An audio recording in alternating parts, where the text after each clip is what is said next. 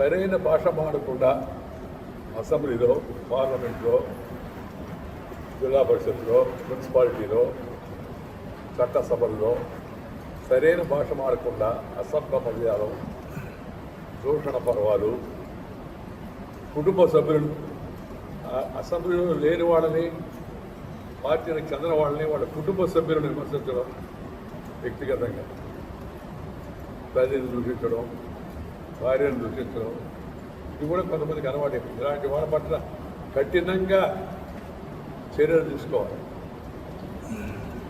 Assembly speaker, council chairman, లోక్సభలో speaker ఇలాంటి విషయాల్లో చాలా కఠినంగా వ్యవహరించాల్సిన అవసరం ఉంది. తక్షణమే ఆ సభ్యుడిని కొంతకాలం పాటు, నిర్దిష్ట కాలం పాటు సస్పెండ్ చేసే అధికారం కూడా చైర్మన్ ఉంది, స్పీకర్ కూడా ఉంది.